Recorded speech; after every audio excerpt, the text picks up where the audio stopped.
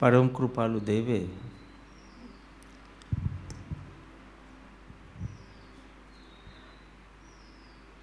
સોળ વર્ષની પહેલાં લખાયેલી પુષ્પમાલામાં નંબર 83 માં ફરમાવ્યું, સત્પુરુષ વિદુરના કહ્યા પ્રમાણે તું આજે એવું કૃત્ય કરજે કે રાત્રે સુખે સુવાય. વર્ષો પહેલાં વાંચેલું, વારંવાર વાંચેલું, ત્યારથી એક ભાવ મને હતો કે સત્પુરુષ વિદુરનો બોધ ફર્સ્ટ હેન્ડ એકવાર અભ્યાસ કરવો, અને મેં સોમવારથી સ્ટાર્ટ કરી છે. આ વિદુર નીતિ સોમવારથી સ્ટાર્ટ કરી છે. સત્પુરુષ વિદુરનો બોધ વિદુર નીતિ નામના ગ્રંથમાં છે. As we all know, Mahabharat ગ્રંથ એ તો રત્નોની ખાણ છે, કારણ કે એની અંદર ભગવદ્ ગીતા છે, વિદુર નીતિ છે, એવા અનેક ગ્રંથો એમાંથી નીકળી શકે એવો આ મહાભારત ગ્રંથ છે. વિદુરજી વિશે તો આપણે જાણીએ છીએ, એટલે વિશેષ તો નહીં કહું. વ્યાસજીના પુત્ર દાસી થકી, એટલે દાસી પુત્ર પણ કહેવાતા. મહારાજા ધૃતરાષ્ટ્રના માર્ગદર્શક, સલાહકાર, મંત્રી, એડવાઇઝર.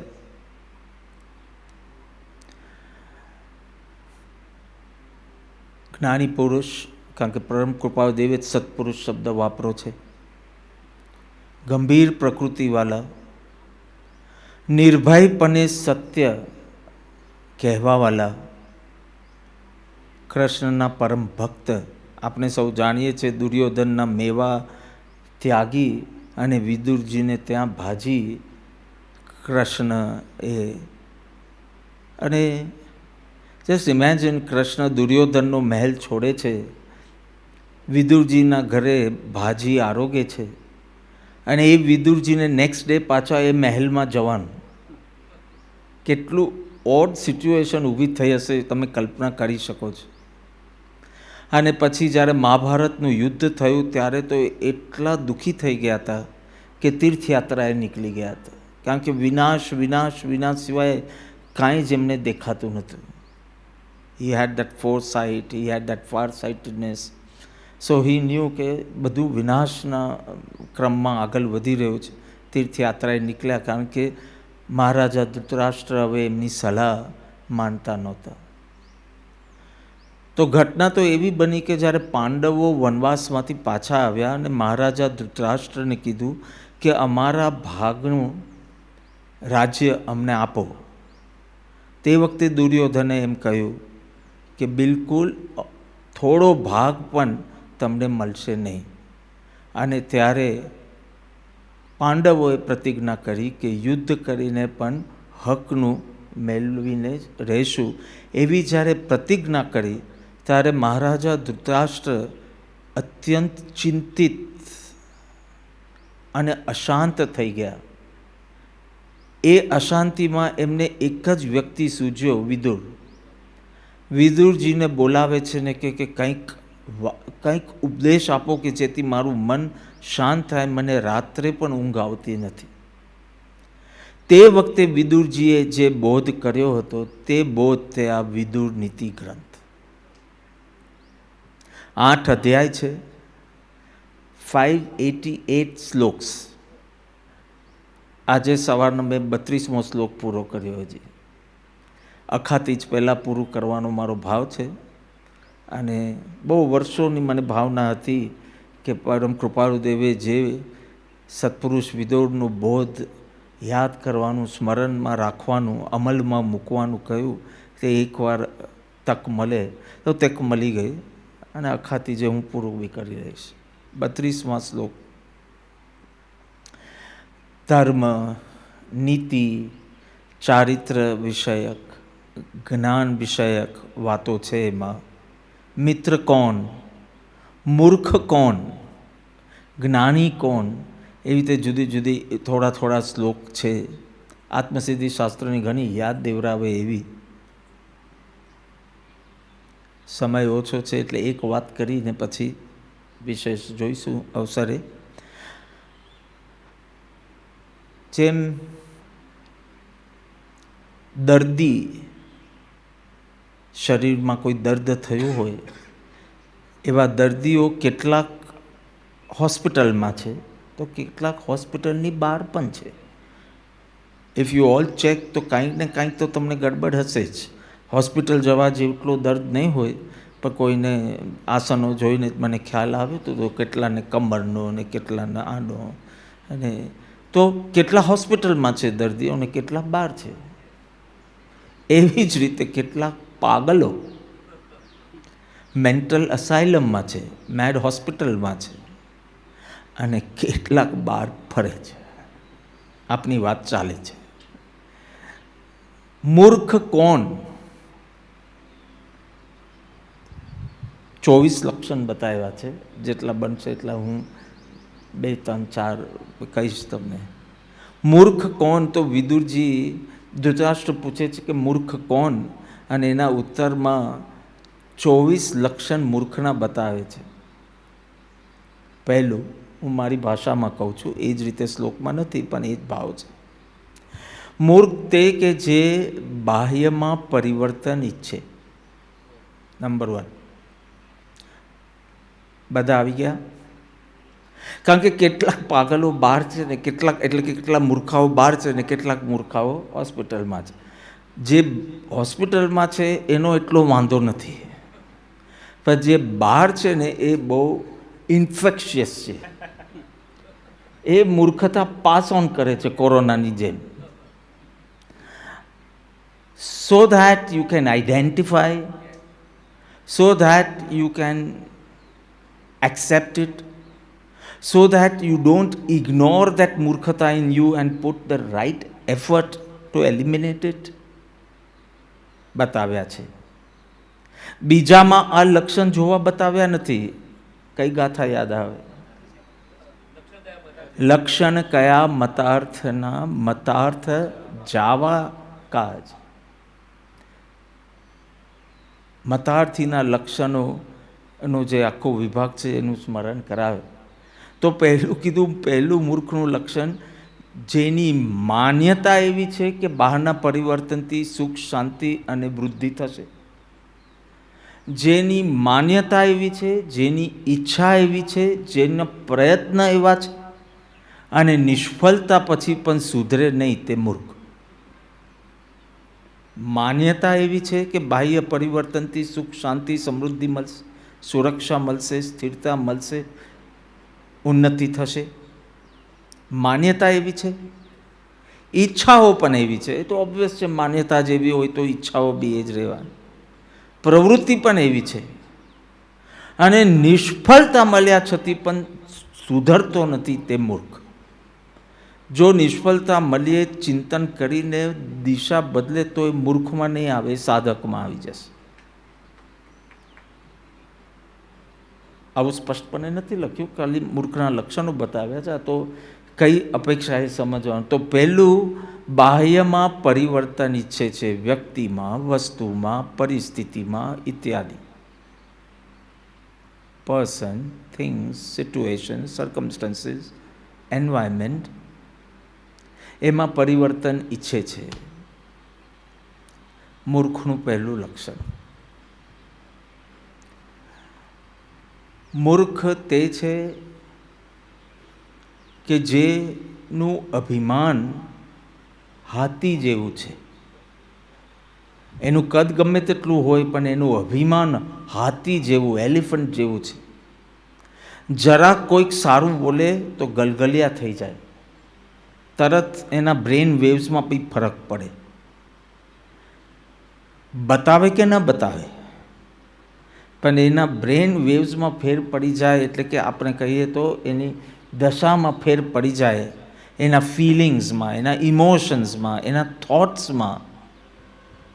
થોટ્સ બી છોડો, ઇમોશનલ લેવલ પર થોડી કોઈ પ્રશંસા કરે તો ગલગલિયા થાય, અને થોડું કંઈક કોઈક ઓછું માન આપે કે અપમાન કરે તો બહુ ખરાબ લાગી જાય. એનો ગર્વ, એનો અહંકાર હાથી જેવો કીધો. કેટલી સુંદર વાત કરી છે. આપણે તો લાગે કે આપણે તો કોઈ એવી શોલ પહેરતા નથી, આપણે તો હાર તોરા પહેરતા નથી, આપણે આમ નથી કરતા, પણ જરાક કોઈ કે આ તમે બહુ સરસ કર્યું, ને જો તમને ગલગલિયા થયા અંદર, મોઢામાં તો તમે ગુરુ કૃપા જ બોલવાના છો, પણ સ્લાઇડ બી તમારા બ્રેન વેવ્સમાં બી ફેર પડ્યો કે જરા કોઈ કર્યું તો હર્ટ ફીલ કર્યું, તો તમે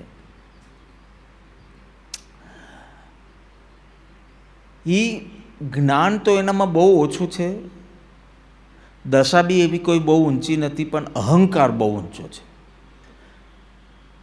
હું જે વિચારું એ પરફેક્ટ જ હોય. There is no one above me, not my guru, not my parents, not anyone, no one above me. પ્રભુએ જે સ્વચ્છંદ મત આગ્રહ તજવાની વાત કરી, somewhere I am the highest.